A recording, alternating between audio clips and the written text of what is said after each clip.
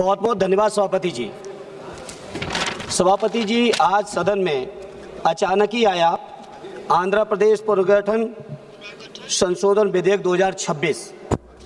यद्यपि बेहतर होता पहले से नोटिफाइड होता तो और व्यापक चिंतन करने का भी समय होता, मौका होता, लेकिन ये जिस रूप में भी बिल आया, मैं अपने नेता आदरणीय अखिलेश यादव जी और अपनी पार्टी की ओर से इस बिल का समर्थन करता हूं। सभापति जी, समर्थन तो करता हूं, लेकिन समर्थन के साथ साथ कुछ सवाल हैं। हमारी पार्टी का सवाल है आंध्रा के साथियों से, विशेषकर टीडीपी और एनडीए के लोग जो सत्ता चला रहे हैं या जिन्होंने विधानसभा से प्रस्ताव पारित किया है।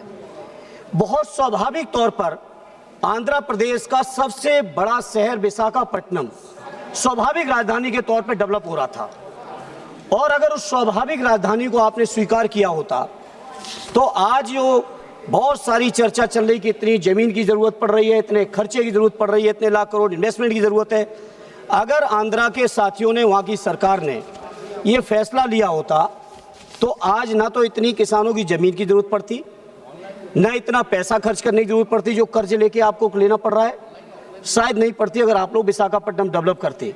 लेकिन हमारे नेता आदरणीय अखिलेश यादव जी चाहते हैं देश का हर राज्य विकसित हो, और स्वाभाविक है राज्य की व्यवस्था चलाने के लिए बिना स्थायी राजधानी के कोई व्यवस्था चल नहीं सकती।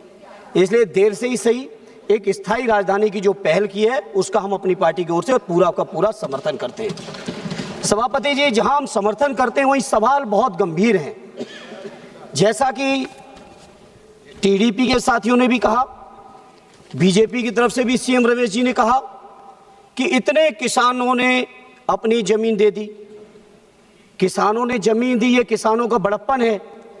लेकिन जमीन लेने से पहले सरकार को यह सोचना चाहिए कि जो 2013 का भूमि अधिग्रहण बिल अधिनियम पास हुआ इसी सदन से, क्या 4 गुना मुआवजा आपने किसानों को दिया है?